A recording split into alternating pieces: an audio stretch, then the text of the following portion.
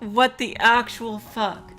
What the actual fuck? Oh my god. I don't know what happened, you guys. Oh, and there's 5 minutes of absolutely nothing in the beginning of the fucking video right now. Wonderful, just wonderful. Oh my god. I don't know what happened. OBS just fucked up the setting. Oh my god. You know what? Fuck it. I'm gonna do my intro from here and I'm gonna cut out the beginning. I don't care. It'll fuck up the chat, but I'm not gonna have 5 minutes, 6 minutes of dead air in the beginning of the video. I'm just not. I'm gonna cut it out after the video's done anyway. Alright, hello everybody! Hello. Apparition, OA, Void Dweller, Jackie, Mr. Gawa, T. Everybody, welcome to the stream. Thank you for bearing with me. Last time on Seabed, we went to we went back to Takako's side, and Takako and the nurse had a lovely time out and looking at art and going to family restaurants. And you know, me and family restaurants, I just get super nostalgic. It was such a lovely time. So anyway, thank you for telling me about microphone issues, which if the chat... Yeah, I was talking about YouTube's built-in editor, Void Dweller. And so yeah, if the chat is not synced up, it's because there was some weird shit going on with OBS for whatever reason, not being set to recognize the microphone. I have no idea why. It just wasn't. It's the weirdest shit. I fucking swear. But you know what? Anyone watching the VOD will not have that issue, but the chat might be desynced, which, you know what? It's gonna happen. So, now let's get back into the story. Whoa! My knife slipped, and instead of peeling the potato, almost ended up slicing off my fingers.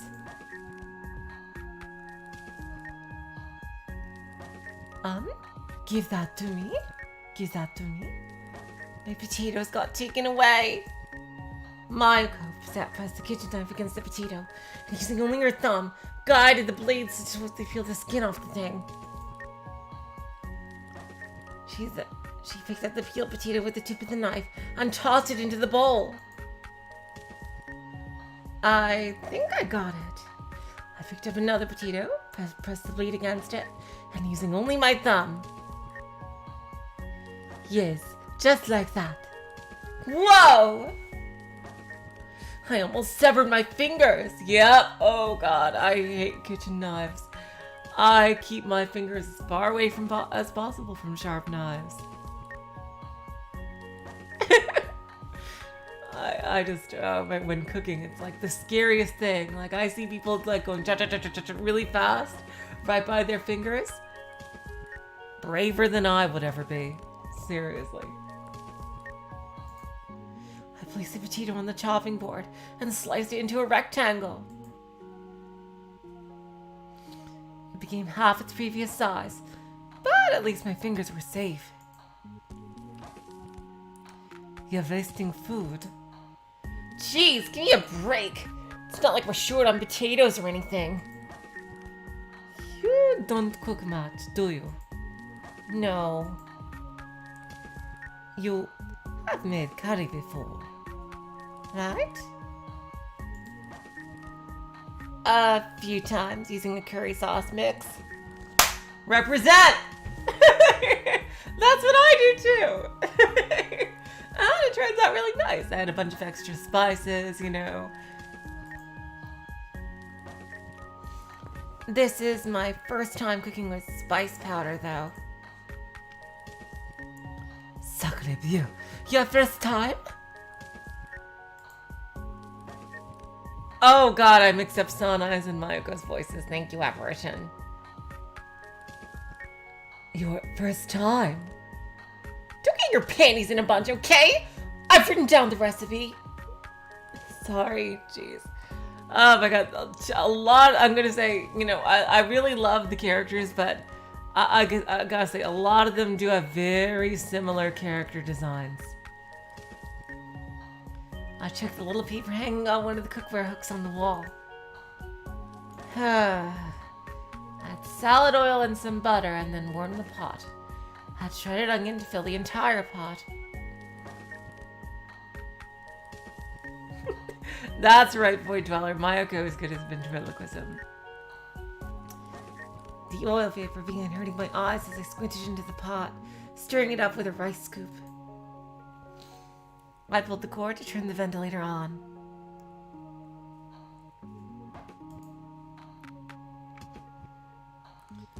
It's going to be quite a bit of work to prepare a serving for 4. Is there anything I can help with?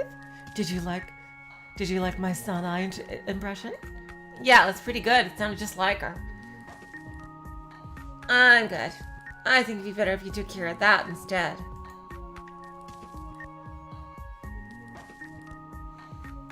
I pointed toward the inner yard. Also Narasaki. Looks quite unique. Yeah. Has a very unique character design that way. You may be right. I'm leaving this to you then. It's starting to smell nice. I heard Mayako leave the kitchen. Stir, stir. Stir, stir, stir. Stir, stir, stir. I checked the clock on the wall to the left.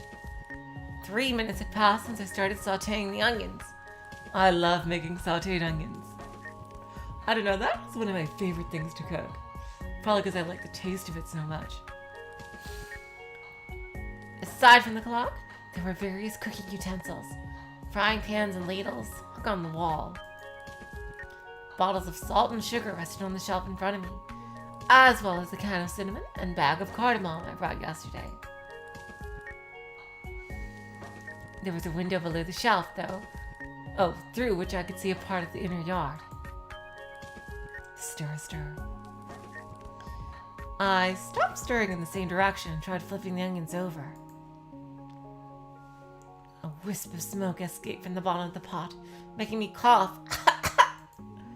I hurriedly lowered the intensity of the flame.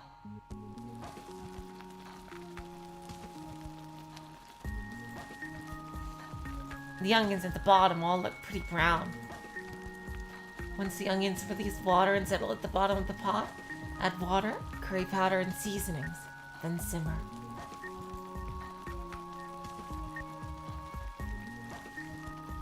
Mayako returned to the kitchen by the time my dish turned into curry vegetable soup.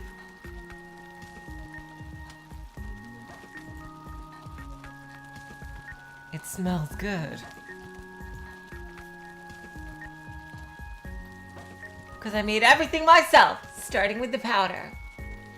It definitely smells more like the real deal compared to the store-bought sauce mix. As I scooped up a bit of it with my rice scoop, I saw it drip down like a soup. I might have made it a bit too thin. That's the thing. I used to try making it with spice powder. It is so much harder to get a good consistency going.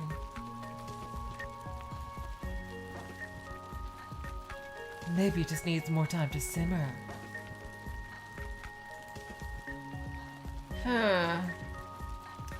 I made the flame a bit stronger. Is this gonna end up like Undyne's cooking lesson here? Is Takako gonna burn down the house?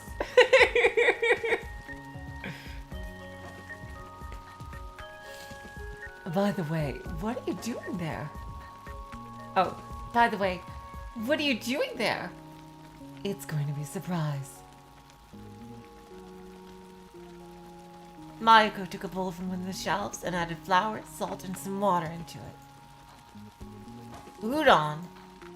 I'm not going to turn this into udon curry. It won't be udon. Oh, that's right. There was a couple with huge shopping bags walking ahead of us in the shopping district. Was there? When I tried to get past, I hit my head against the sign. Look.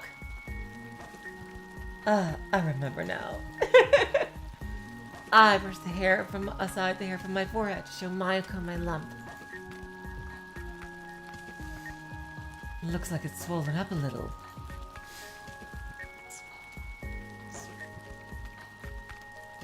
That's why I keep saying it's rude to take the entire sidewalk for yourselves. You could have said excuse me and then had them open some space. That'd probably hurt the guy's feelings if I made him look like a fool in front of his girlfriend. You're actually considerate when it comes to that? But I see bicyclers ring their bells all the time.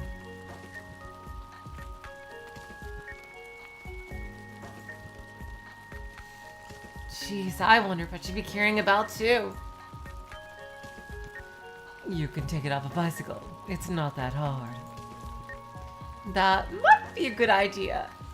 I can just imagine now Takako, wherever she goes, just ringing her bell, just like while she's walking, for people ahead of her to move out of the way. That is too hilarious a thought. Oh my god. Can you just it's like, move aside, Takako coming through. Ring, ring, ring, ring. It's like a SpongeBob episode or something. It's like she'll have the bell and it'll be fine at first, but then she'll get used, she'll get used to having the power, the quote unquote power of having the bell, and like she'll start annoying everybody, and then and then Mayuko will be like, okay, I totally regret giving that bell to Takako. Our mission today, Sanai, we have to get that bell off of Takako, hide it, and convince her that it was lost for the greater good. And Sanai's like, Sakura Blue, we must!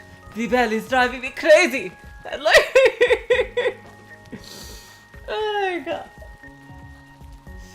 The wacky misadventures at the sanatorium.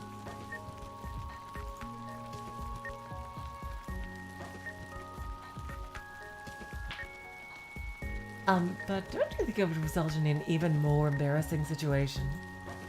Then what am I supposed to do? What am I supposed to do? Sorry, not sorry, I'm just singing a song. What was I meant to do? Maybe you don't need to get past them and just stay behind? I heard a bubbling sound and glanced at the pot. I licked a bit of my dish off to the side of the ladle. It tastes burned. Fuck. Mayuko stopped kneading the dough. Oh god damn it. Can I see? She took the ladle and had a taste of the curry. It's burned. God damn it! What do I do? Mayuko scooped up a bit of each ingredient from the pot, testing their taste. Some of the ingredients still seem to be okay. Do you have any curry powder left? Almost none. Oh, that's too bad. I glanced at the clock. It was 3 p.m.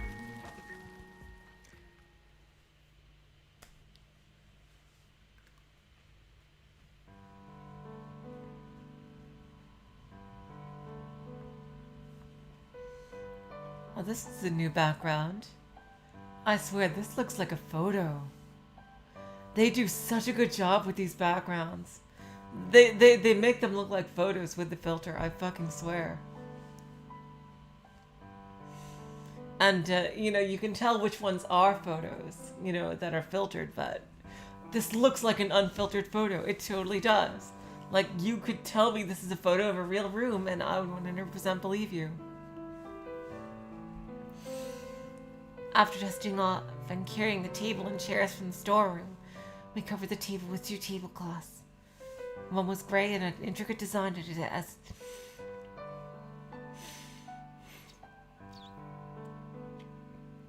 at its edges, while the other was of a reddish color and sported a flower pattern. I was changing the lights when I heard Mayuko walking down the corridor. It looks better than I thought. What about the food? I managed to save it. Oh, I knew you could do it, Mayuko! Thank goodness. You owe me. Of course. Just say the word and I'll do whatever you want as thanks. I'll try to think of something then. After finishing, I climbed down the stand, only to have Mayuko suddenly run her hand through my hair. Oh, wow. You're all covered in dust. Are you planning to participate in the party looking like this? I'll go take a bath once I'm done with this. I showed her the garland made of colored paper.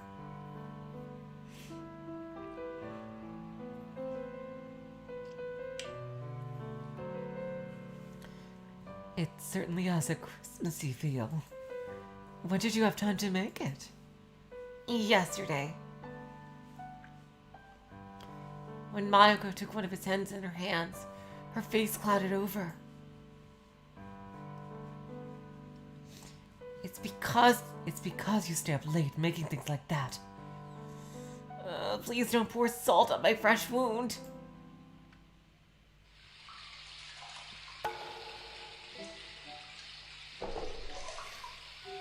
I could see a violet tinted sky and some tree branches through the large bathroom window.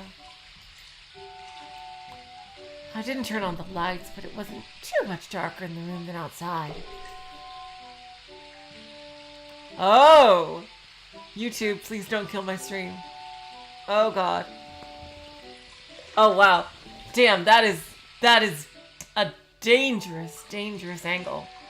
Dangerous. Jesus Christ.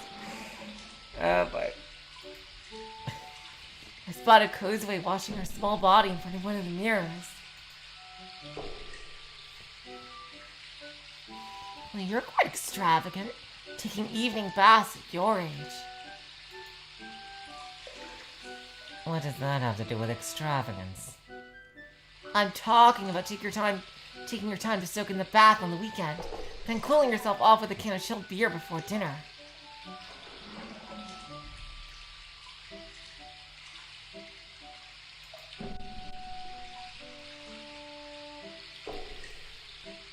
For the average person, that's the pinnacle of extravagance.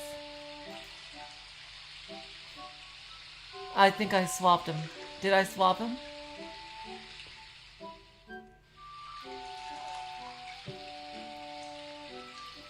I think I swapped him. Yep. Let me do that again. Sorry. You're quite extravagant. Taking evening baths at your age. What does that have to do with extravagance? I'm talking about taking your time to soak in the bath on the weekend, then cooling yourself off with a can of chilled beer before dinner. Oh, no swap? Really? Oh, wow, I actually got it right. Okay. Well, you sound like an old man. Oh, I'm sorry. You sound like an old man. At least let me be a woman. Whatever. Kozue poured another bowl of water on herself and moved to the tub.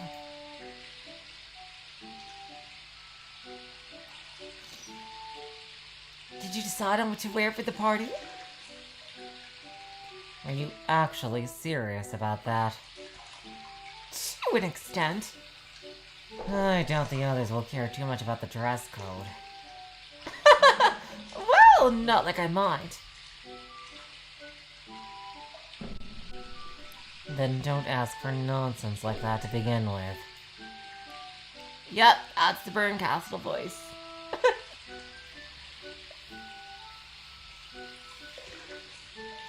I don't get out much around here.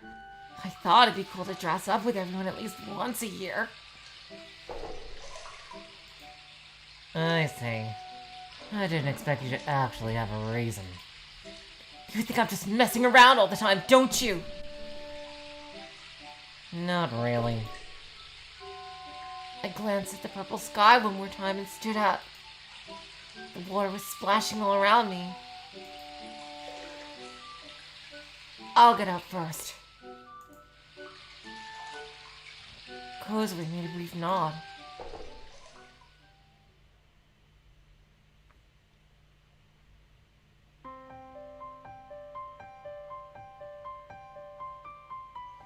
I hurried through the chilly corridor. The mansion had warmed up a little during noon, but the warmth escaped as soon as the sun went down, leaving only this chill. I gotta say, I think this Let's Play is doing wonders for my young female protagonist voice here. At least I think so. Through the window, I spotted the full moon shining faintly in the sky.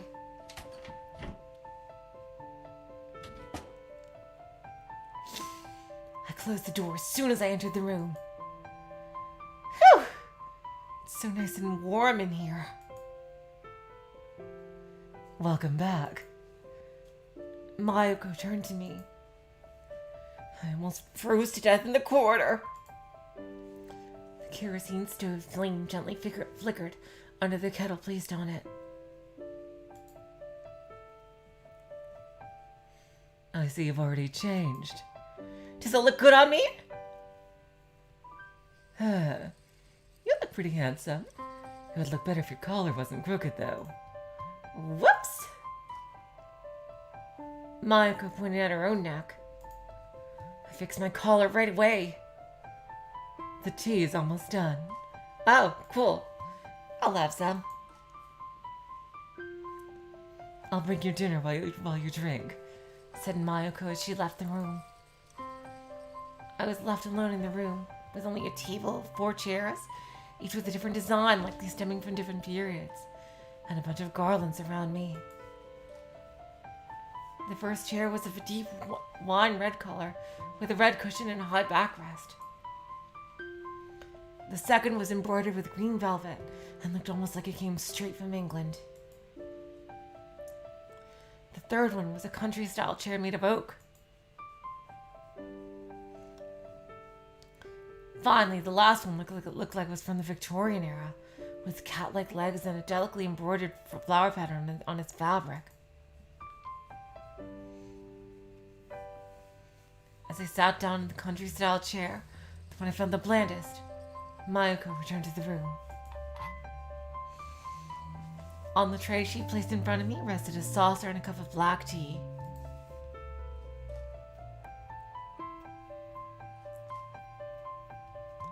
Don't spill it. I'll do my best.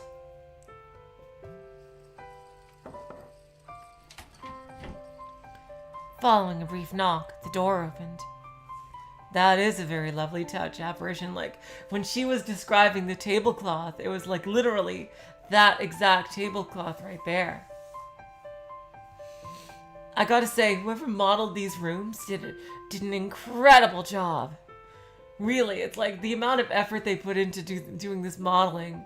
Like they literally mapped out all the sets, apparently, that were not, everything but the vacation spots.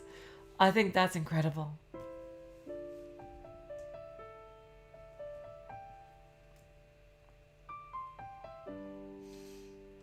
Following a brief knock, the door opened.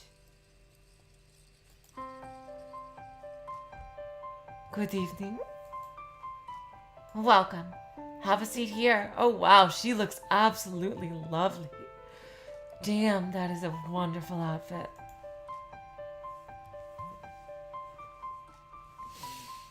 I stood up and pulled back the chair on the other side of the table. That dress looks really good on you. It does. Really? I wasn't sure what people usually wore to parties, so I was worried I might have overdressed. Don't worry, it looks radical. Yep, we're definitely in the 80s. Totally radical, tubular. Huh? Where did you even learn that word? Sana was wearing a long purple skirt and a pink blouse with open sleeves that highlighted the curves of her body quite nicely. The pink scarf and ribbons also added to the overall allure of the design.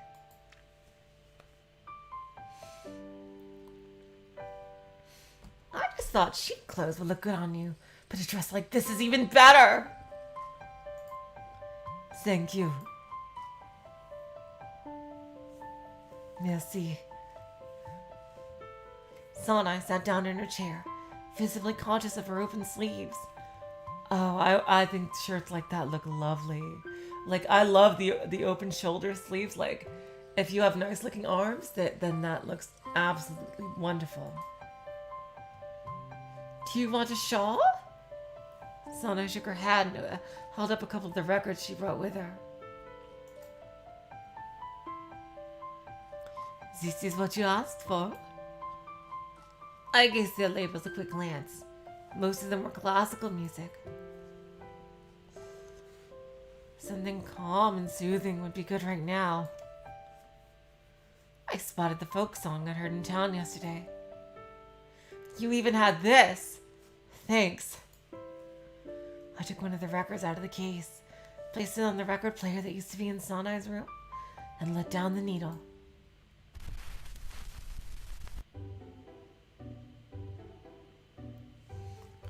Lovely BGM here.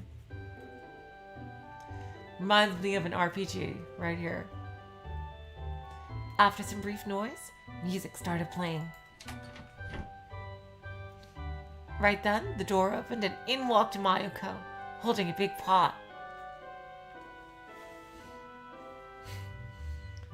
Good evening, Miss Sanai.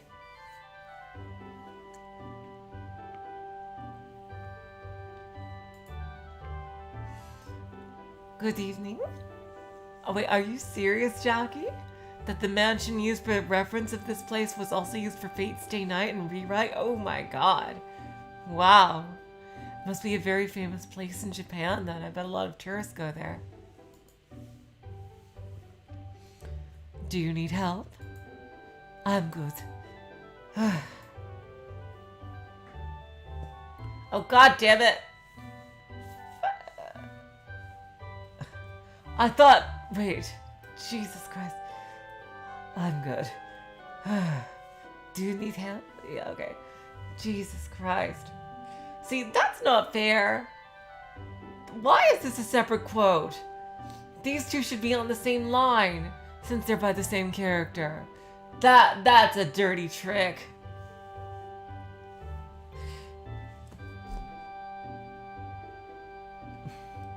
She placed the pot in the middle of the table and let out a breath. What do you think about Sanai's dress, Mayuko?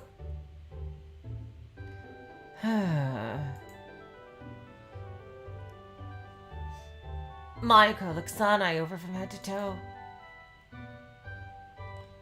Didn't know you had such a good figure, Sanai. See, I told you that it looks good. Oh, thank you. Magnifique. You look different with your hair down. More mature.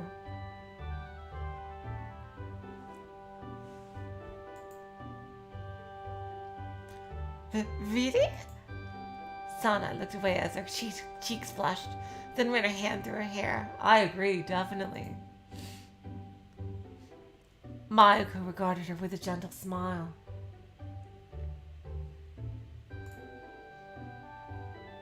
Hey, look at me for a bit.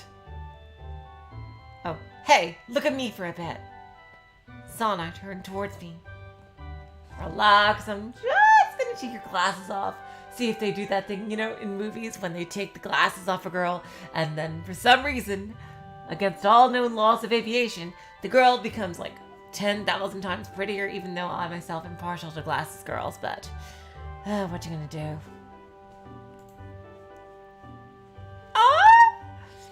I took her glasses off. Oh. Can I have a look too? Not so sure about that. I'm the one who discovered this rare treasure, so maybe I ought to charge a fee. Hey, it's not like you lose something by letting me have a look. Robbing a spectacle girl of her glasses is like tearing off her bra in front of a crowd, you know. I wouldn't go that far. Really? Sanai quickly put her glasses back on. I've never heard of that before. I think I read it in some book. Did you now? Anyway, I still have to bring in another pot. Should I help? No, it's just the one pot, so you two have fun while I'm gone.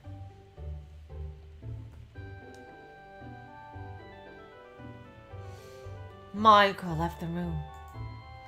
Sanai inspected the room's decorations. God, when was the last time I've been to something like this? You didn't celebrate much before? I don't know. I don't even remember the last time we celebrated anything. Did you make those paper decorations, Takako? It adds to the mood, don't you think? Oui, they look childish.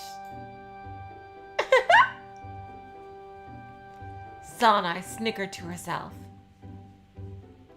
This chair is from the library, is it not? Yes. You're used to sitting in it, aren't you? It's a Christmas party, so I thought I should have a Western feel about it. I got this chair from the lobby, and that other one was in a room that looked like a study. Well, not like it was particularly hard to find Western furniture in a Western-style mansion. I mean, you know, one in Rome. What about the table? Mayuko and I carried it here from the storeroom. My shoulder still hurts a bit. Ugh. The table in the dining room would have been closer. Well, it's easier to speak when the table is round, isn't it?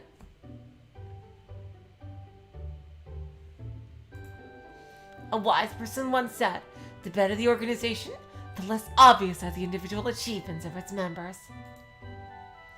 I see. A pot was steaming on this table that we were discussing right now.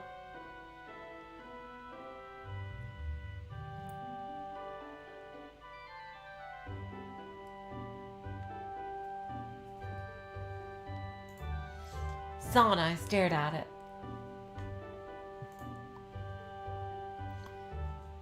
This is curry, right? Damn, her memory is getting worse and worse.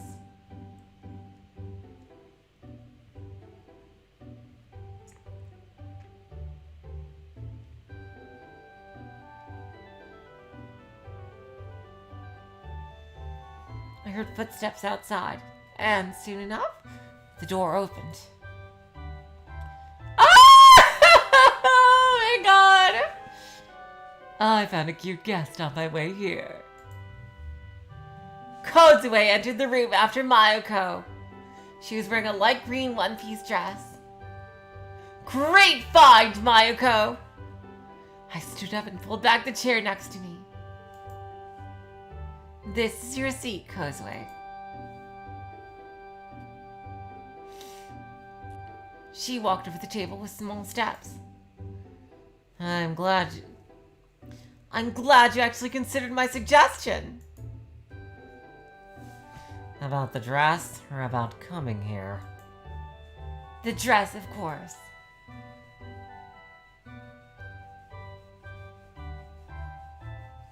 You left it in the changing room, didn't you? I still wasn't sure if you'd wear it. Yeah, it looks great on you. Seems like I picked out just the right size. Where did you get it? It does, Apparition. It looks a bit like Rika's dress. It's a present from Mayuko and me. Oh, excuse me.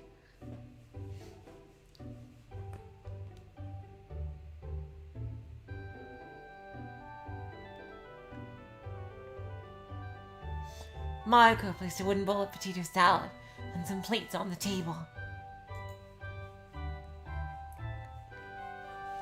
After she finished lining them up, she walked over to the empty seat opposite of Kozue, placed her hand on the lid of the pot, and sat down. Okay then, I'm opening it. A wisp of white steam escaped from the pot as its lid was removed. However, even after the steam dissipated, the inside of the pot remained white.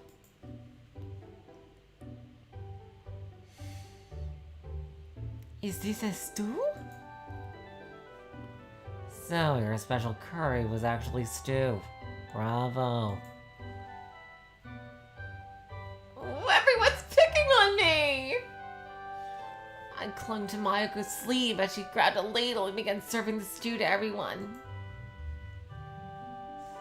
I'm sorry. The curry was a failure, so we had to make some last-minute changes and ended up with a stew. How does curry turn into stew? Kozue added.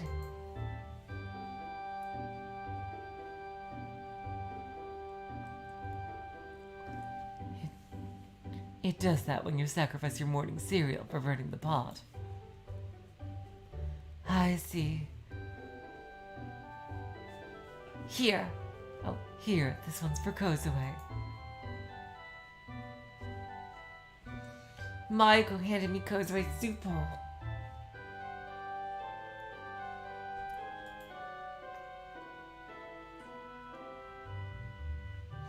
I took it and placed it in front of her.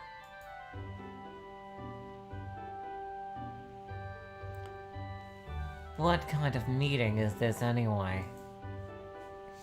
It's a Christmas party! Didn't you see the tree on the invitation card? The only thing reminding me of Christmas right now is your pair of red socks. Why do people put presents in the red socks anyway? Oh my god! Kozue!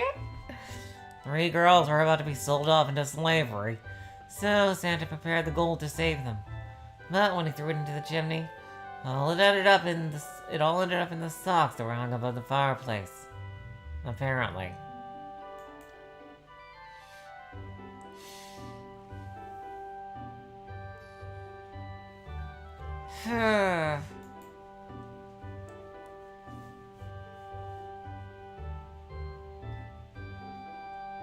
Well, would you look at that? We happen to have 3 young ladies as here as well. Mayuko, Sanai, and Kozue. Yeah, don't count me among your group. Oh, come on, Kozue. Maybe there's some gold in one of your socks, too. That story sounds fishy as hell. Hey, I read it in a book!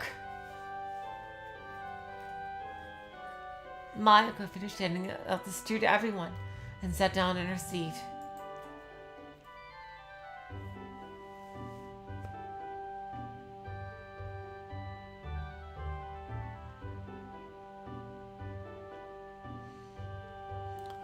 Let's eat it while it's still warm.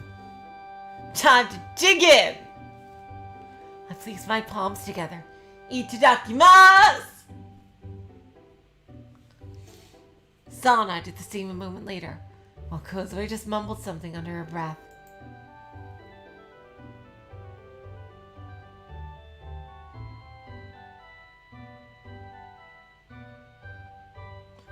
Oh, came out pretty well after all. Oh, sorry. Oh, it came out pretty well after all, said Mayuko after trying a spoonful.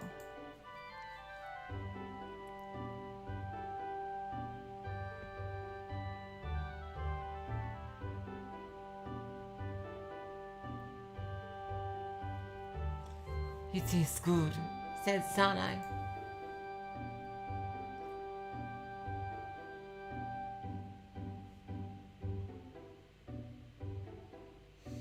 Kozue blew some air onto her spoon to cool the stew down and ate it then.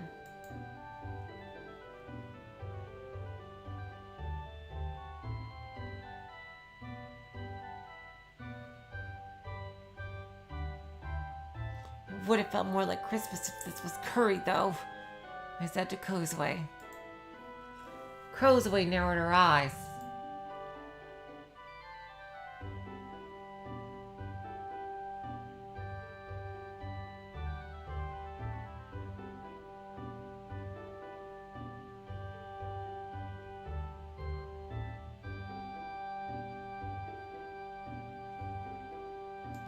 Why?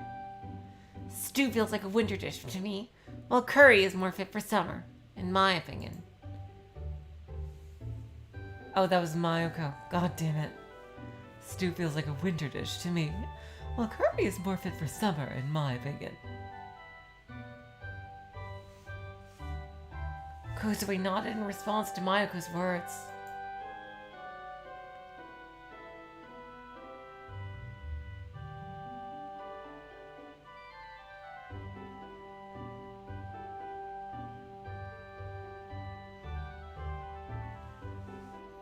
I agree. What about you, Sanai? Sanai looked up in my response to having been addressed, still chewing on a carrot.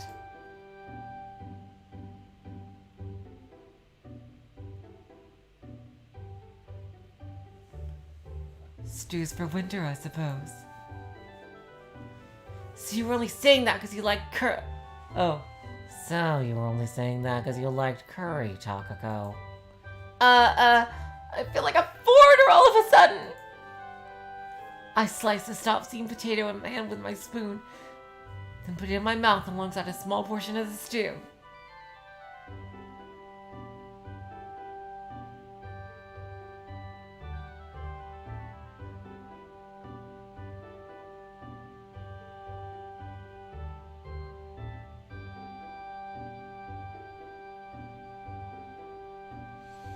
I sliced the soft-seam potato in half with my spoon, then put it in my mouth alongside a small portion of stew.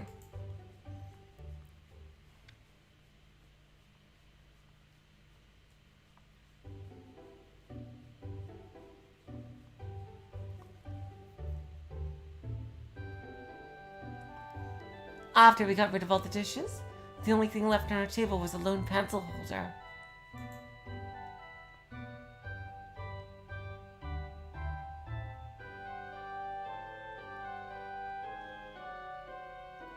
After we got rid of all the dishes, the only thing left on the table was a lone pencil holder. It was filled with pencils of various lengths and age. Mayuko took a red pencil out of it. The empty space this created was then promptly filled up with the other pencils, making the whole thing even more unstable.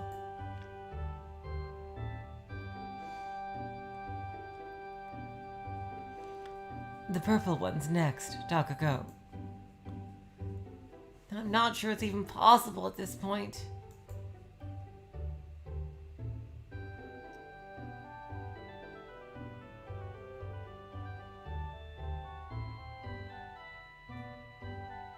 I grabbed the purple pencil and swiftly pulled it out.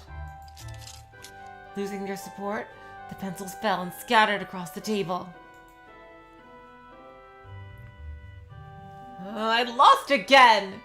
Are they playing some kind of Jenga? Jeez.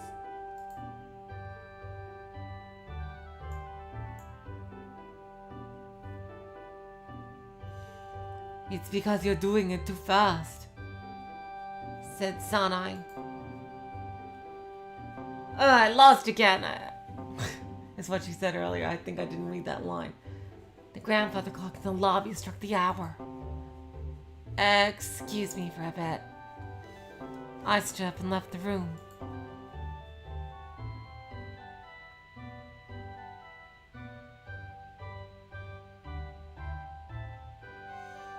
I returned, now dressed in a red coat, pants, and hat. Bless a white beard.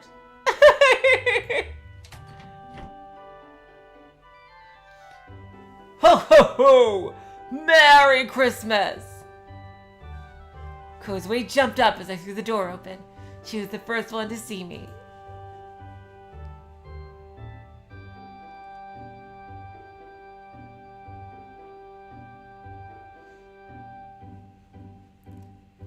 Have all of you been good kids this year? I met Sanai's silent gaze. Ah, that is a Miss Sanai. You were very good this year. Ho ho ho ho. Here, have this. I pulled out a book from my white bag and handed it to her. It was covered in a wrapping decorated with a flower design.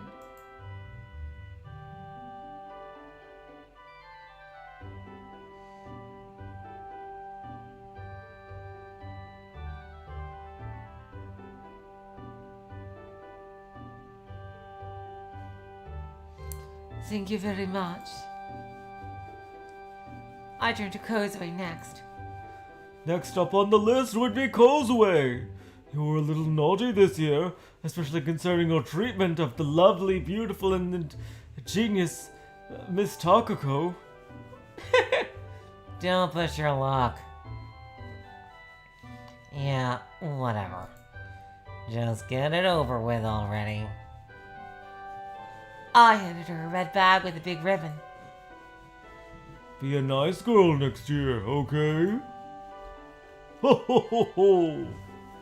Thanks, and no.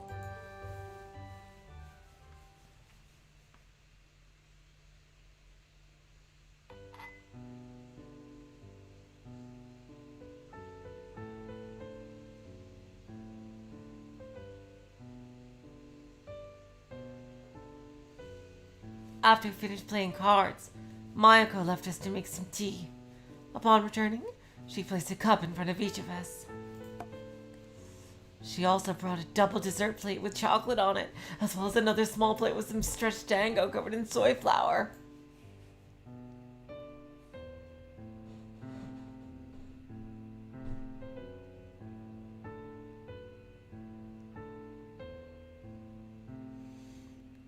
Those are so nostalgic, Sanai remarked. I made them myself. Are those the only Japanese sweets we're getting today? I would be a gigantic weeaboo if I was not Japanese. I'll happily eat your share if you don't want them.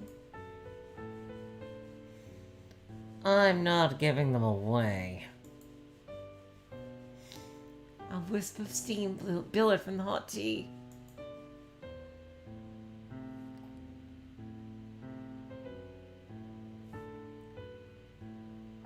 Before we knew it, the purple of the skies shifted into the deep and dark hue of the night. Sanai, who had never been too talkative to begin with, fell completely silent. She was simply swaying back and forth in her chair.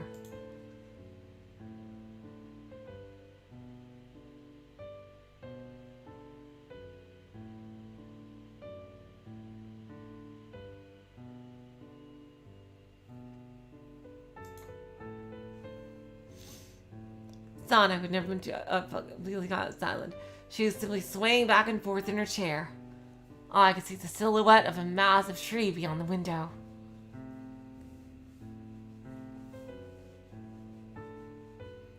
I think it's about time I turn them on.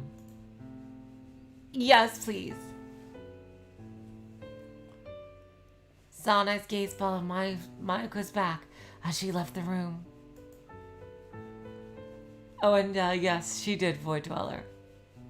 Sanai? Oh, Sanai, look outside. Kozue, are you still awake? I'm not sleeping. Okay.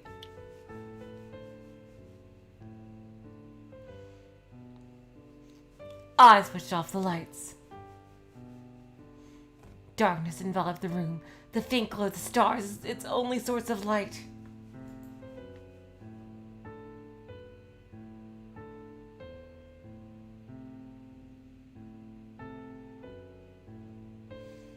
I narrowed my eyes, trying to get us used to the dark. Oh my god, I just noticed! There's Santa Takako! Yeah, before I had the time to do that, a warm light reached me from outside. Oh my god!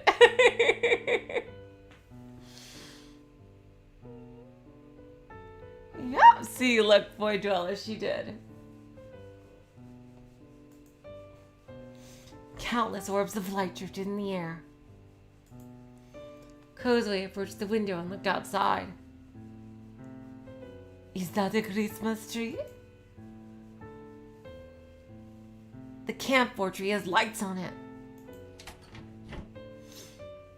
I heard the door behind us, open behind us, and Mayuko entered the room.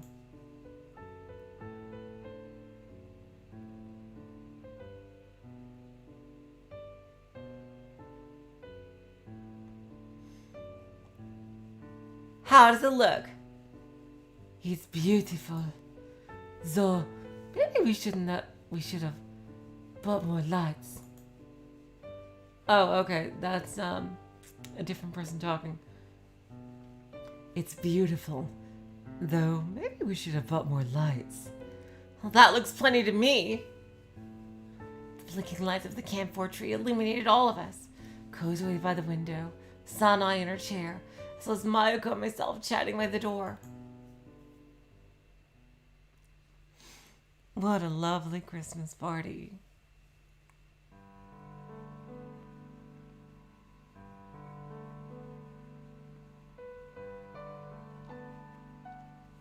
Alright, I gotta take a quick bathroom break. I will be right back.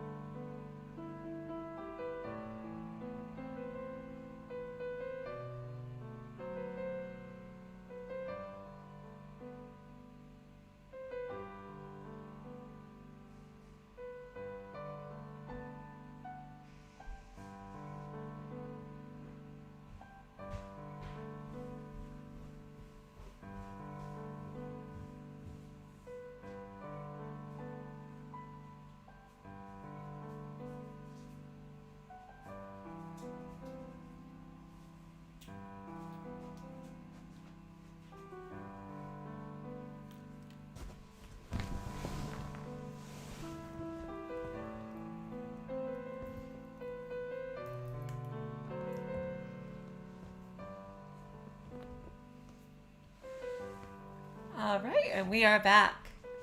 The Christmas party continued even after the clock had struck 10. After admiring the bright lights of the tree, we returned to our seats and spent the rest of the time talking over cups of tea. As the clock struck the hour again, Mayako suggested calling it a night and sent Sonai back to her room.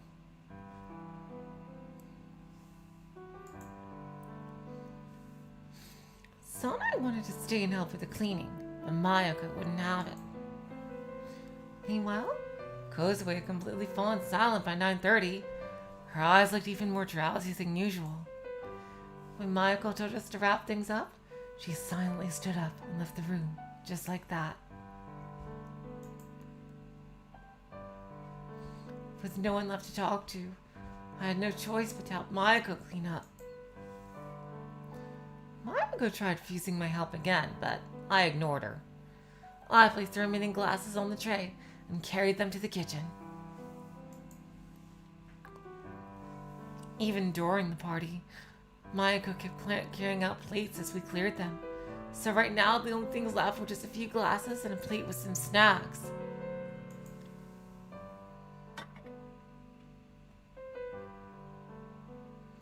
Is this all? I asked Mayako as I placed the glasses into the sink. Yes.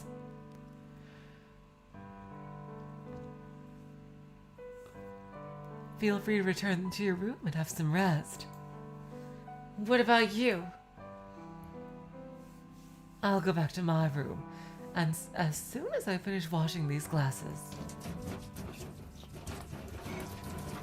Mayako turned the handle of the water tap and began polishing one of the glasses as the sink gradually filled up. I'll return to the night duty room then. What? Are you planning to sleep there again? I worked so hard today, I have no energy left to climb the stairs. Mayako turned the water tap handle in the opposite direction once the sink had completely filled up.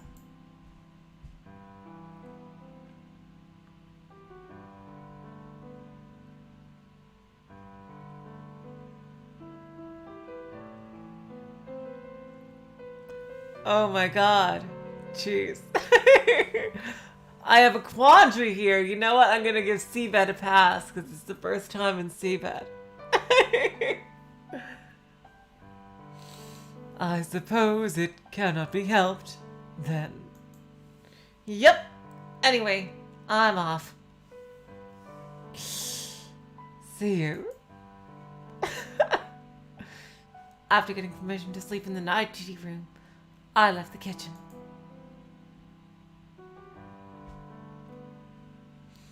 I doubt I'll be late, but feel free to go to sleep before me, said Mayako as I left.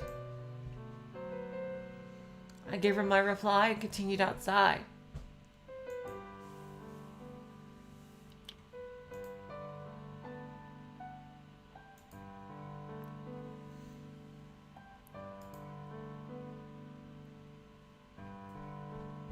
Upon entering the dark night duty room, I flipped the last light switch.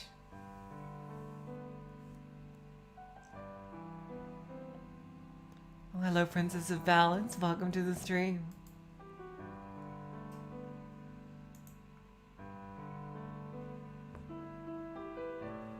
I unfolded the foldable table by the wall and placed it in the center of the room. I was talking about the my quandary was if it cannot be helped.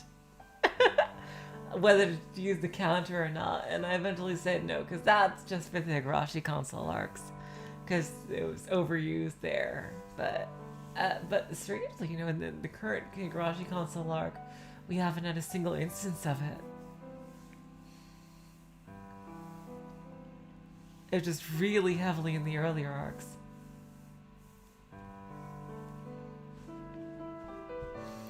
As I sat down in my usual spot, I noticed 2 folded up futons in the corner.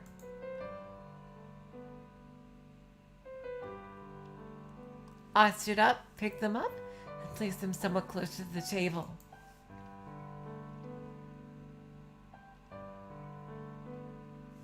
After that, I sat down in front of the table and rested my head in my arms.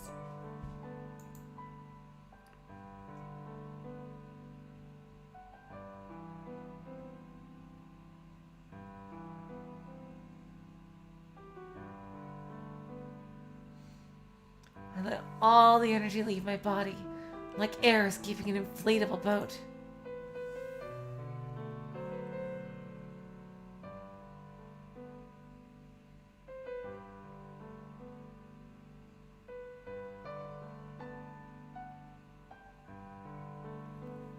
Oh, that's okay. Good luck. Good luck with that, Princess of Balance. I must have been even more tired than I thought. Yep, her neck is definitely gonna hurt like that. Absolutely.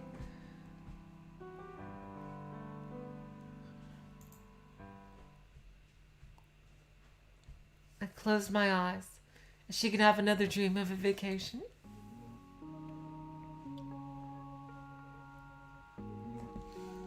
I remained still for a while, my mind empty of thoughts. Soon enough, I realized I'd lost track of time. My body felt heavy as lead. Nonetheless, I mustered all the strength I could and slowly pushed myself away from the table. I rose to my feet and staggered awkwardly toward the cupboard like some robot from an old movie. I opened its glass door and took out my notebook.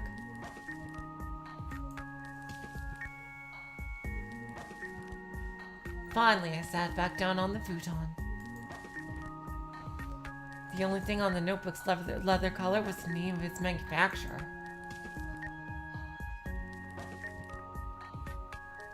Mayako said it was sent to me in an anonymous letter. However, that still meant someone had sent it.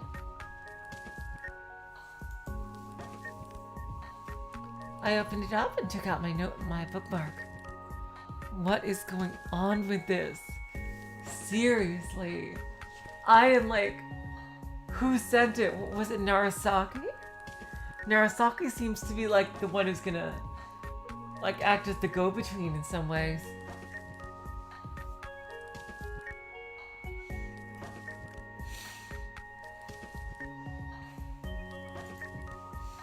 I read it little by little whenever I had time, and by now the stack of pages on the right had grown thicker than the pages on the left.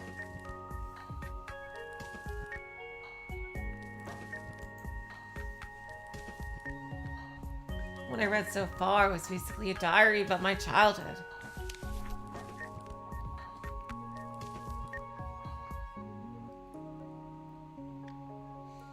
November 7th, 1981. Today we visited an aquarium as part of a field trip. We boarded the bus at the entrance of the school, drove down the streets, and after a dozen or so minutes spent on the highway next to the sea, reached the official border of the town.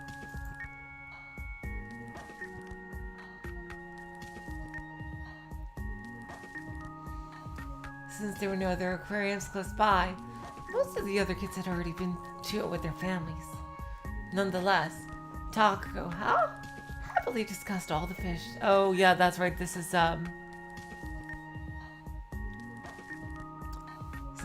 this is Sachiko's. Today that was a long paragraph, so I'll just read the rest in Sachiko's. Nonetheless, Takako happily discussed all the fish she loved with everyone she could. I love aquariums, especially the electric eels. They have eels here. They're in the hall after the quarter with the marinated oarfish. That thing was amazing too. It was long enough to reach the ceiling of our gym. Was it that big? The noisy chatter of the students filled the bus. I glanced out the window to see the sea beyond the breakwater along the highway. The water sparkled as it reflected the rising sun. The teacher told everyone to keep it down, and the noise disappeared for a few moments, only to start up again a bit later.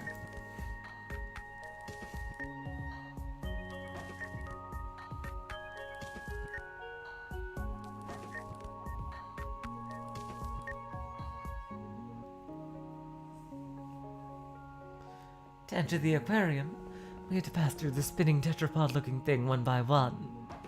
You mean the turnstile? It grew dimmer inside as I walked down the corridor, and the amount of water tanks on each side increased too.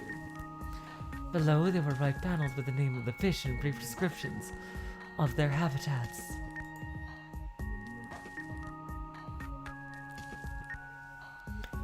I'd spent some time staring at the beautiful corals inside, but I couldn't find a single fish. Looking at the panel, I saw an introduction on a translucent shrimp. I looked at the tank again and spotted something akin to a permeable tentacle behind the red corals.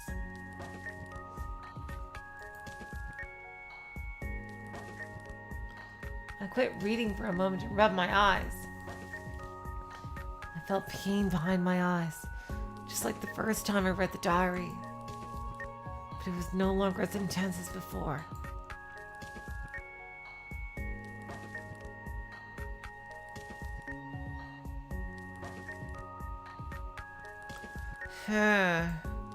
As the pain passed, I returned my eyes to the notebook. What is going on with that?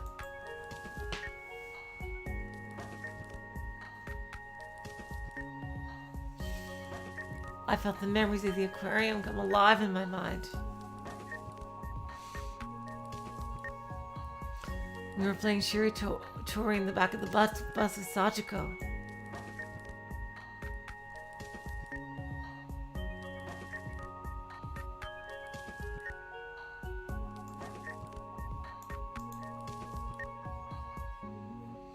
After we got to the actual aquarium, I spent most of my time looking at fish I liked with Sachiko. The diary was written from Sachiko's perspective, though.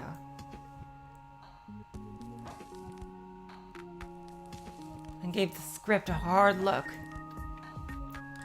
It seemed somewhat rushed. The letters weren't perfectly aligned and were of uneven sizes.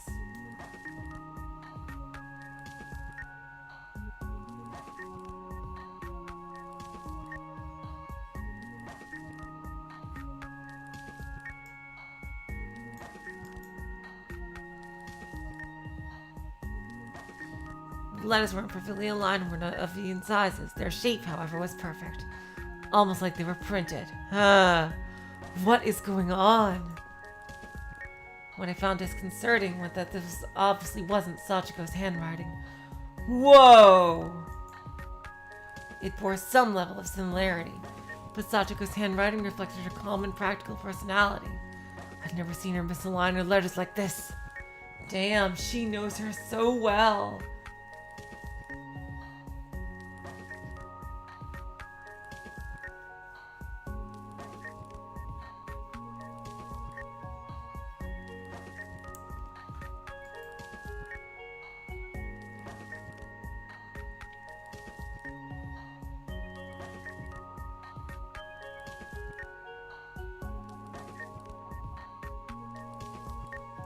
Meanwhile, the letters here felt dynamic, energetic. Placing a finger on the current page, I flipped to the very end of the notebook.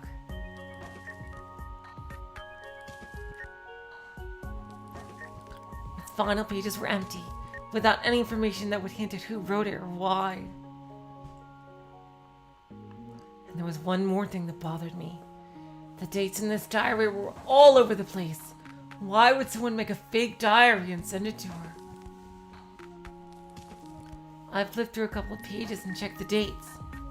Subsequent entries would occasionally be years apart. Others even moved to the past.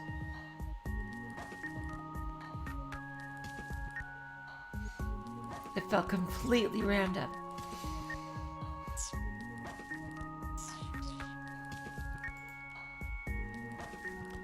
Most likely explanation was that someone had Sachiko tell stories and wrote them down, but that didn't explain why the book was sent to me, and anonymously to boot.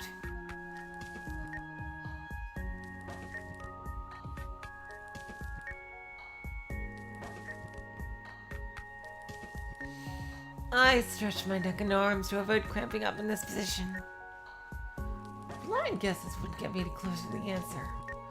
I decided to continue reading.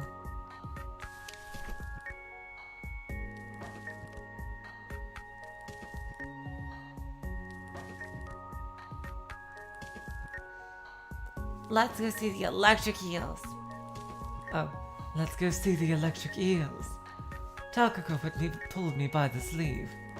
After following the tunnel for a while, we ended up in a wide space with no roof. In the center, there's a big curved pool that currently seems to be in use for the sea lion and penguin show.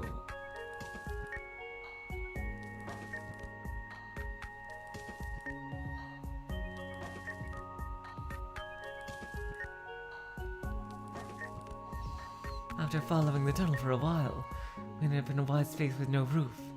In the center, there was a big curved pool that currently seemed to be in use for the sea lion and penguin show.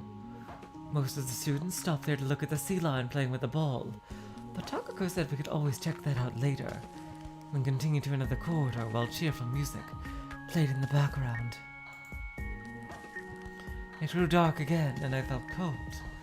The amount of water tanks also seemed to have decreased in number.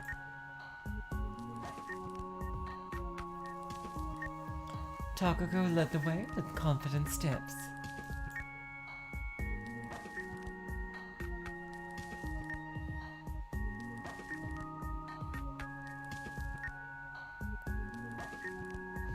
As the road curved and the corridor grew even narrower, I spotted the marinated oarfish in a huge rectangular tank. It's huge, isn't it? Feels almost like it grew bigger since last time. Yeah, almost.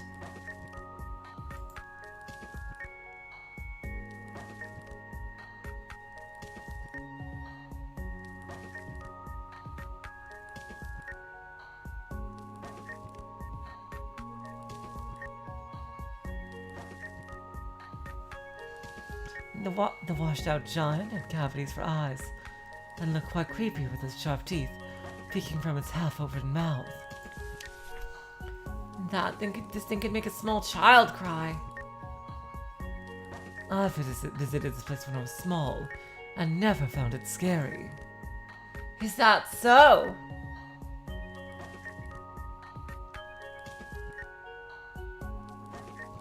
We passed through the large door at the end of the corridor and found ourselves in a spacious cylinder-shaped hall.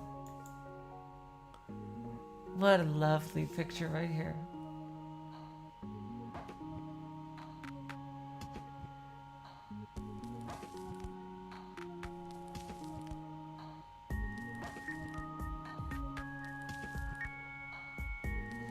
We passed through the large door at the end of the corridor and found ourselves in a spacious cylinder-shaped hall, seemed about 20 meters in diameter, and had a stairwell of seats in the middle that looked like a pyramid. Aquariums loomed embedded in the walls. Aquariums loomed embedded in the walls of the room at uniform distance from each other, circling around the seats. Animals inside looked down on the audience with indifferent eyes. That's not Sachiko, Princess of Balance. I thought it was at first too. That's a different character, Mayuko. I know a lot of the characters unfortunately do look quite similar.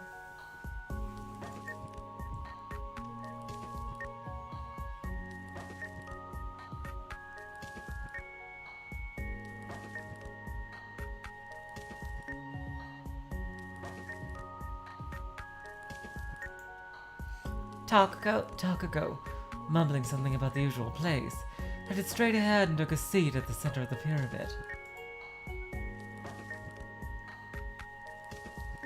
The electrical eel tank stood right in front of us. That's okay, princess. Like, I've mixed up the characters as well, so it's totally fine. Beep. The show in this hall is scheduled to begin at 10:30. After looking around a bit, I spotted a red digital clock above one of the tanks.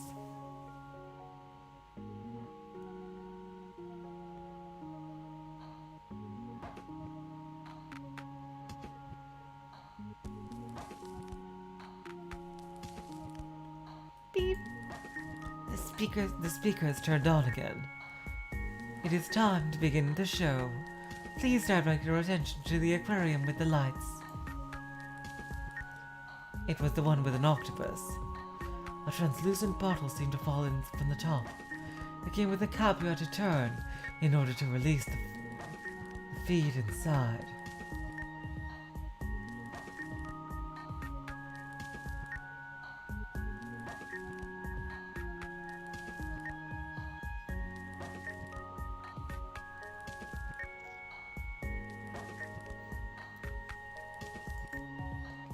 The octopus caught the bottle in one of its tentacles, placed its sucker on the cap, and slowly opened the thing to access its meal.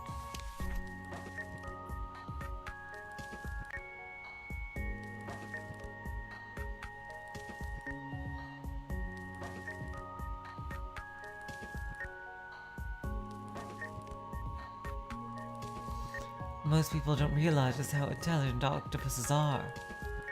Oh, most people don't realize how intelligent octopuses are. Or so the voice from the speakers claimed. A moment later, the lights of the neighboring tank lit up. She did, but Void Dweller, she did, but there's also the possibility that someone else is giving her fake memories. That's possible.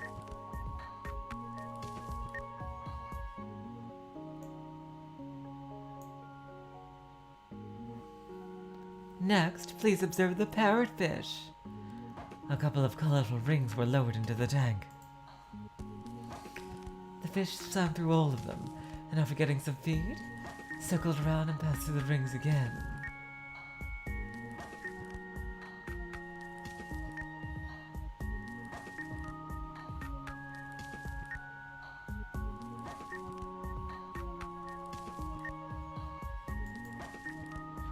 It swam at normal speed while circling around, but got really fast when it passed through the rings. Then the lights in the neighboring aquarium lit up. There was a flat triangle-shaped archerfish inside it.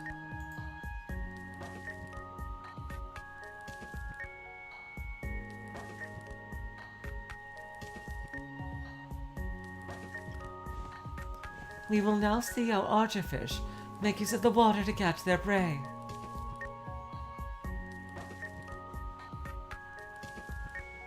The water in the archerfish tank receded a bit. An employee then came out and placed something on a branch above the water. The archerfish swiftly swam to the surface near the branch, squirted out some water to knock the feed down, then promptly devoured it.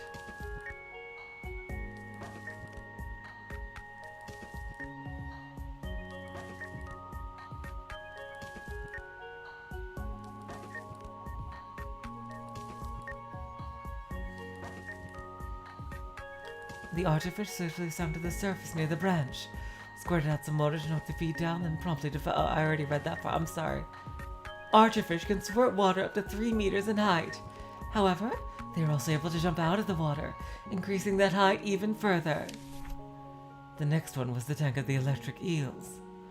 I stole a glance at Takako to see her staring at a tank with a serious expression and her mouth agape.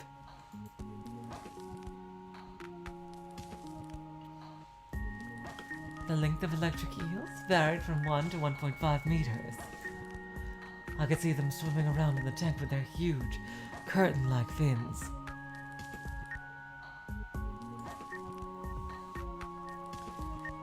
When another little fish was put inside the tank, a volley of zapping sounds burst forth from the speakers.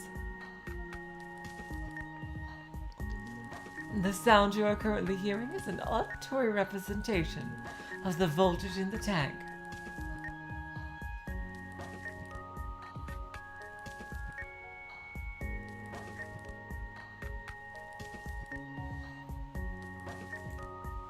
There was a screen above the tank that represented the current voltage inside the cage. The little fish swam around quite energetically, but following another zapping noise, it suddenly stopped moving altogether and ended up swallowed by one of the electric eels.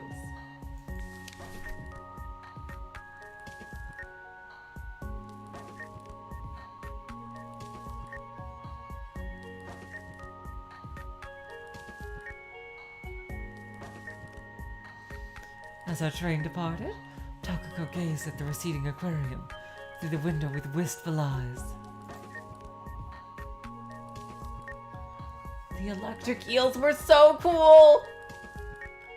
We ended up missing the dolphin show, though. Oh god, that's sad.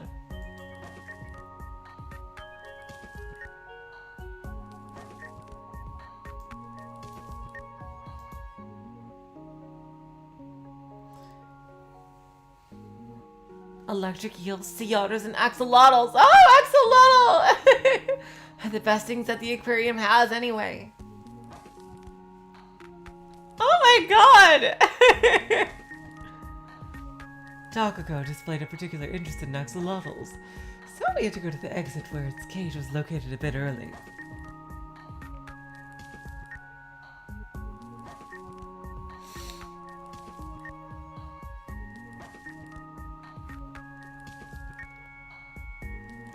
We spent the rest of our time observing the barely motile pink amphibian.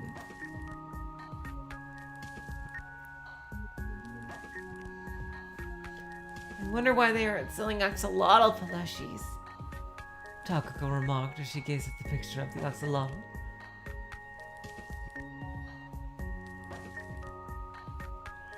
The pictures the axolotl had brought as part of the set in the souvenir store. They had otter plushies. There was a big plushie of a mother otter with its cubs attached to its feet, as if it was embracing them. You could also detach the little ones and play with them separately.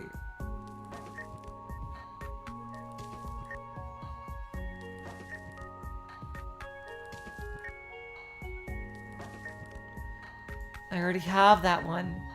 Oh, Was it really okay not to buy any souvenirs? Takako looked at me. Yes. Takako took out the axolotl picture from the batch and held up the rest in front of me.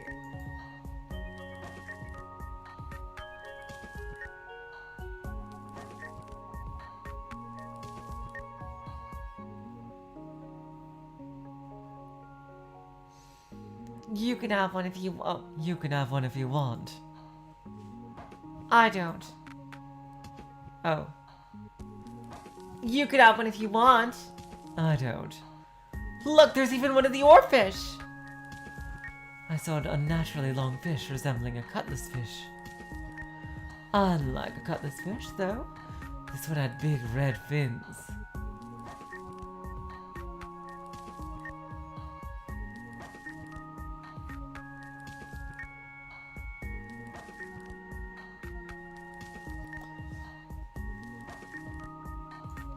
It was the exact same oarfish we saw marinating in the formaldehyde tank earlier. Actually, the same picture was attached to the tank, next to the description. If I remembered correctly, the description claimed that the oarfish was caught 8 years ago.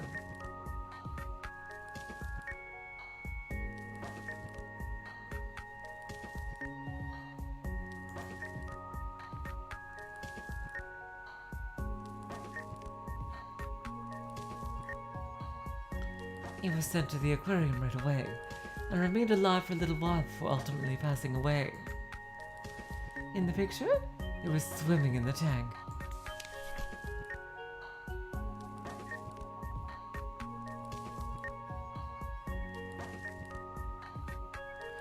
It had no eyes when I saw it earlier today, but in the picture it was looking in some weird direction. I felt like it was looking at me. I didn't understand why a deep-sea fish would swim close enough to the surface to get caught. In a net, though.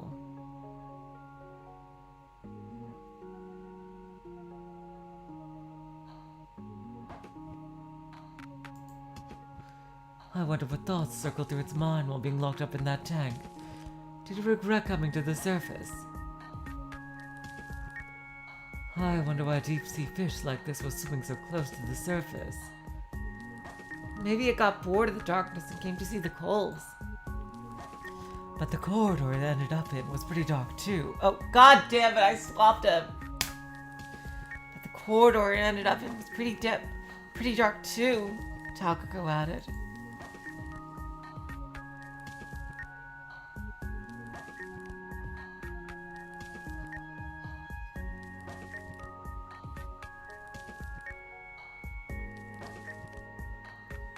The corridor ended up was pretty dark too, Takako added. If only the door had been open, I could have watched the electric eel show. Then it would have never been bored, said Takako with a smile.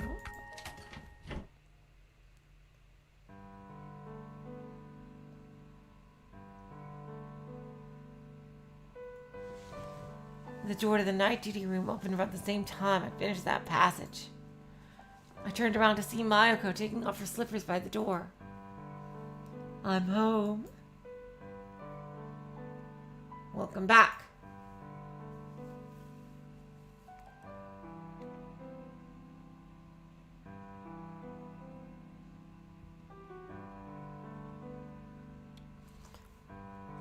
Mayuko passed by me, glancing at the notebook in my hand, but it didn't seem like she was particularly concerned about it. You think I'm gonna finish chapter 3 tonight? That is awesome, apparition. She grabbed a cup from the small cupboard in the kitchen and filled it with water. Oh, I'd like some water too. Oh my god, Jesus Christ. Takako, I swear you are so much like my significant other, seriously. I said I placed the notebook back on the shelf.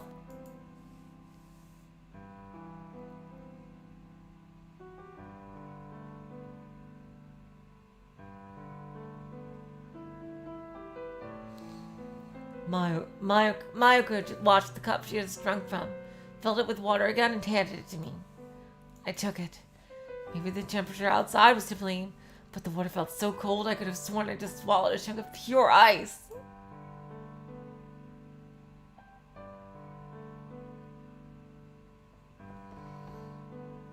Mayuko sat down in front of me and let out a breath.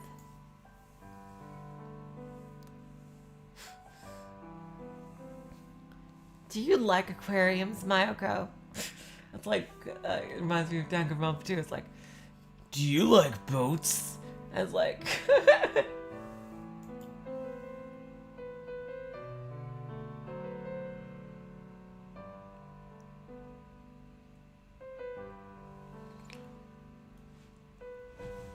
I used to visit them a lot when I was little. Why? Same here. I kind of remember my trip to one just earlier. Do you have any fish you're especially fond of? I like clownfish.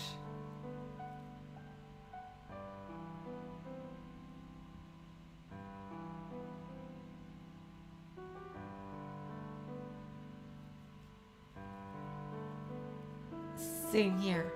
I just kind of remember our trip to one just earlier. Do you have any fish you're especially... Oh, yeah. I like clownfish. I'd say I'm particularly fond of the colorful southern fish. And the corals in their aquariums always look so pretty.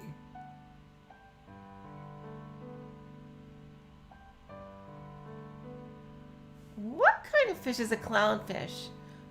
Oh, come on, haven't you seen Finding Nemo? But it's the 80s! That's no excuse.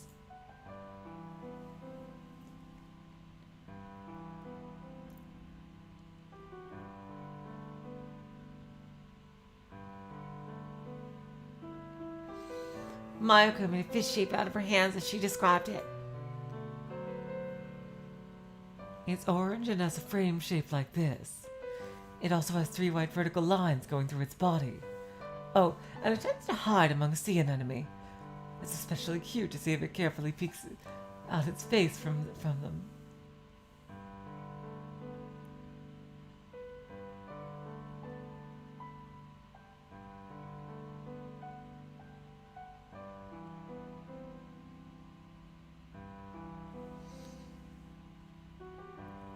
It's especially cute to see if it can carefully peek its face from them. Huh. That sounds like an anemone fish. Anemone fish? I don't know that one. I'm pretty sure the sign said clownfish, though. It sounded kind of cute, so I remembered it pretty well.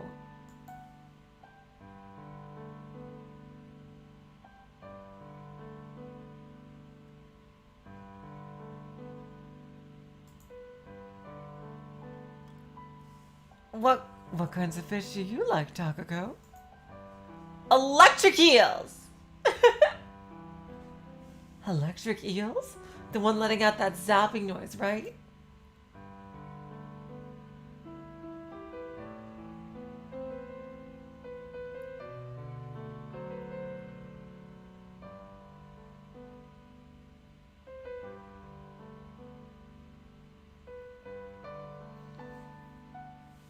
The aquarium creates those sounds to make it easier to understand what's happening.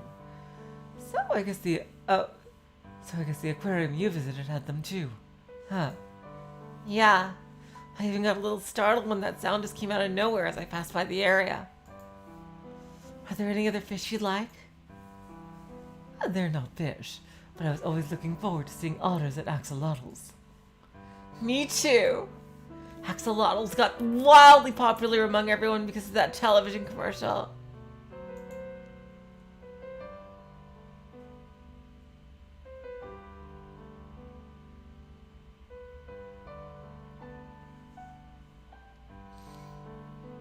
That sure brings back memories. I'm glad you like them too. Seeing them slowly move around is totally relaxing. And the dumb face they make as they open their mouths is cute. Oh! Mayako smiled. I'm relieved to hear you like cute things too. Aww. I was worried you said killer whales or sharks after those electric eels.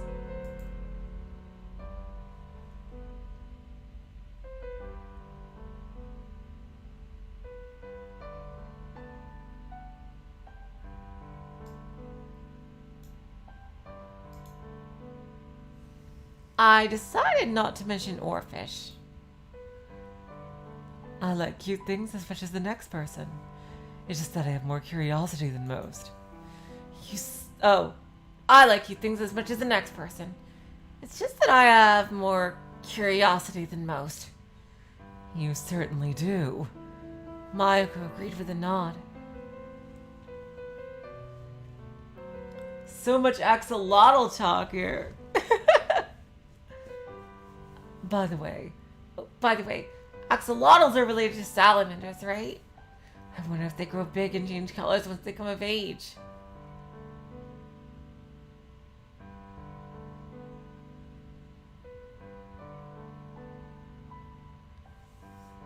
Axolotls retain their juvenile features as they grow. Oh, I'm sorry, this is probably Mayoko. Axolotls retain their juvenile features as they grow. It's called neotinning, I think. But I heard they could change depending on the environment. They lose their gills and adapt to lung breathing. They even end up kind of looking like lizards. Well, they already kind of do. Or at least that's what was written in the description.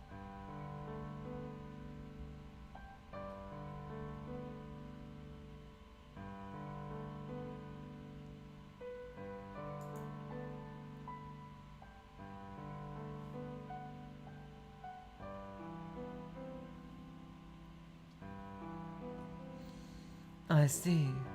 Oh, I see. I read it countless times. I read it countless times. God damn it, I can't figure out who's... they keep switching back and forth between who's the top and who's not.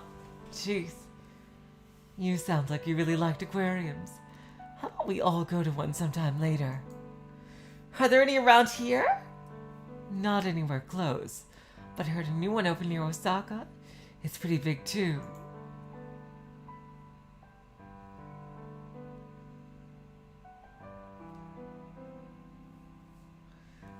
That sounds great. Oh, that sounds great. When are we going?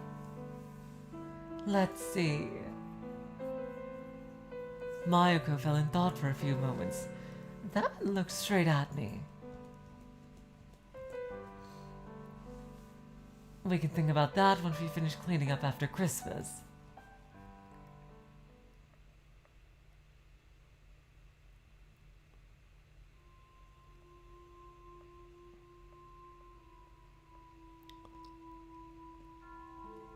Uh-oh.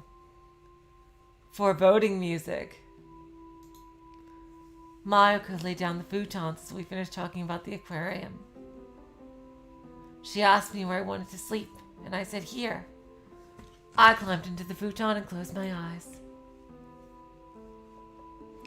I felt tired and wanted to fall asleep as soon as possible. As I emptied my head, the corridor with the oarfish popped into my mind. I was walking through it, holding hands with Sachiko. When I realized it couldn't have been real, I woke up. She's getting flashes of another world, isn't she? I glanced at the clock, and with the help of the moonlight, made that display. Only 10 minutes had passed since I went to bed. The circle is, I think, a design on the ceiling.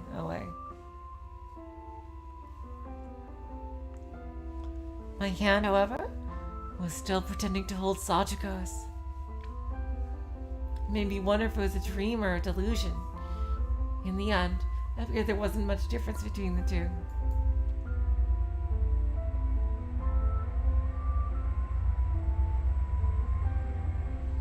More importantly, I suddenly felt cold, and it only got worse as I kept reading more of the diary.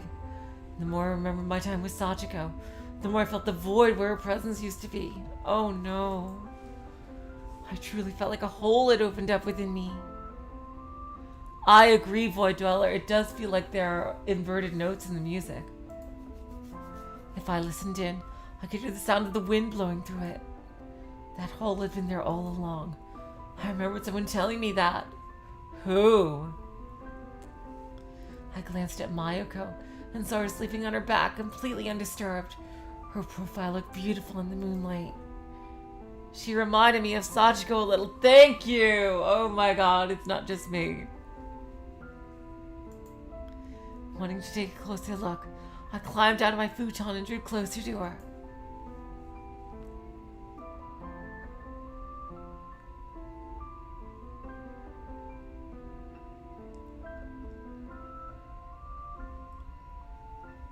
Their eyes were about the only thing differentiating them.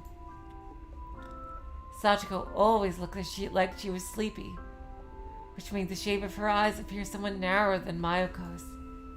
Still, I wondered how they compare when they both fully opened their eyes. I felt like they might look the same.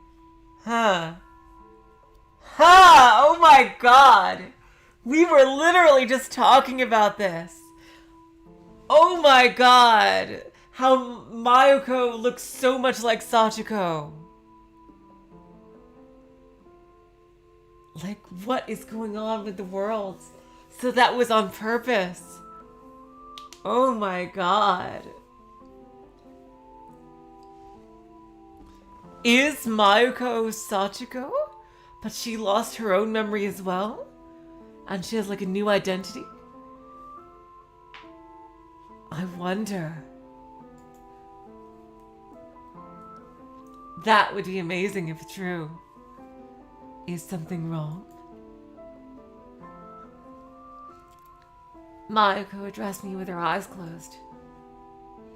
I can't sleep because of the cold. Can I get in? Mayuko half opened one of her eyes and closed it again. She told me it was okay. Grabbing my pillow, I slid into her futon. Mayuko turned her back to me.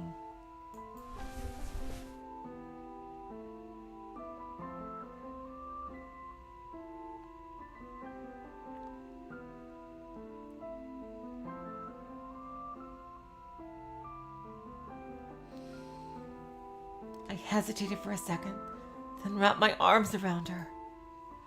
Oh wow. Oh my god, damn! Takako is so forward. When I stuck my hand below her, Mayuko raised her body a little. I could hear the beating of my heart as I pressed my breast against her back. Oh my god. They are like 2 steps away from doing it. Mayuko was either very light or slept in a good position, because my hand didn't hurt at all, despite being pinned under her weight. I connected her 2 pillows into one, then made my head comfortable in the middle and closed my eyes.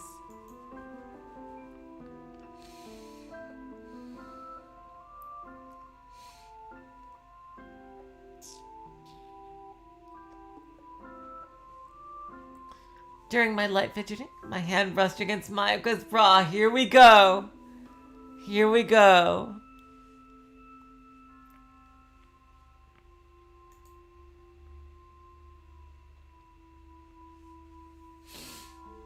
But maybe that's what happened to this world's Sachiko. She became Mayoko for whatever reason. That's totally fine, away. I'll see you later. A mischievous idea popped into my mind, but I hurriedly discarded it. Yeah, seriously. We all know what she's thinking. I was already causing her enough trouble with my weird condition. I didn't want to make the whole situation even more awkward.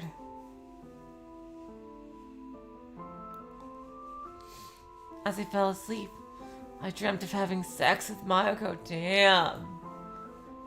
Oh, wow. Oh, wow, okay. Okay, jeez. I squeezed her breast with one hand while sticking my other between her thighs. Oh god, we are getting into a bit of oh god, my face is turning red. A bit of a hentai-ish area here. I toyed with her nipples, listening to her moan. Oh god. When I guided her hand, oh my god, hand to my crotch, she started slowly massaging it. Elated. Oh my god. Holy shit. Oh wow. Okay, we are, damn. Okay, this is really, okay. Elated, I turned her over and began vigorously going at her from the front. Oh god. Mayoko hid her face with her hands, trying to avoid eye contact. Her face kept turning into Sachiko's from time to time.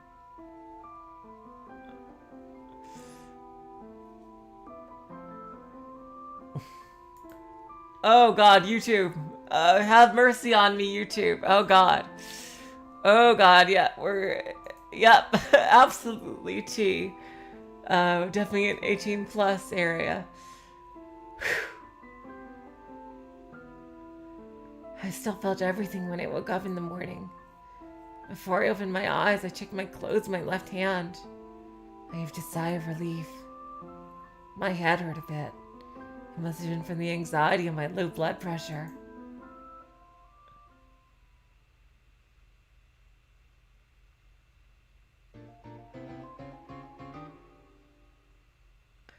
Well, that, okay.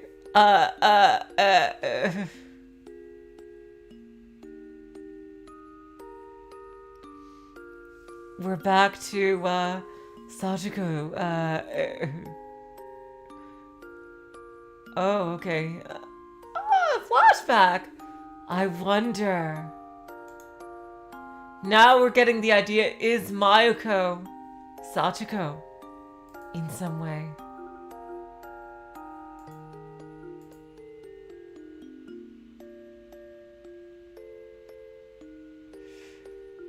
Okay.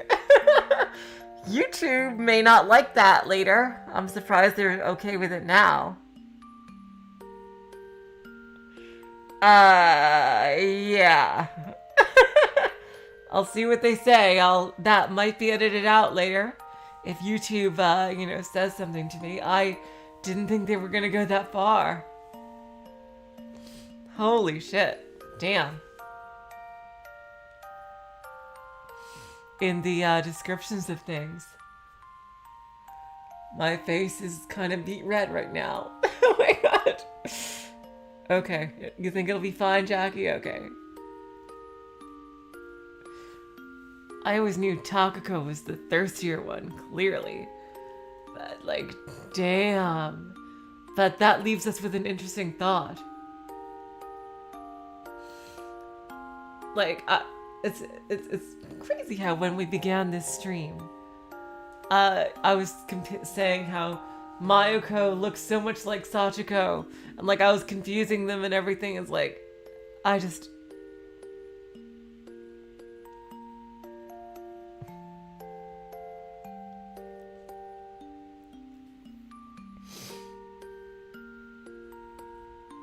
don't know. I don't think it needs to be. I've seen and heard worse things on YouTube. I think especially because it's just a description, but damn, this is the most borderline thing I've ever done, you know? Like, there was even, like, one section in Mineko that was very suggestive. I think y'all, whoever's seen that Let's Play, you know what I'm talking about. Okay, there's a full playthrough of Seabed on YouTube already, and it's fine? Okay. Thank you, Guppy Force.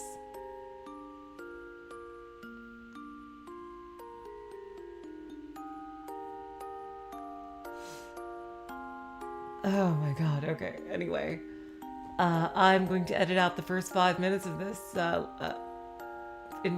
pretty soon, but for now I will say we have Higurashi tomorrow, and we'll have more Seabed in 2 days. This was a very enlightening episode here, and until next time I will say, so long, farewell, auf Wiedersehen, good night. You are all the sweetest of hearts. See ya.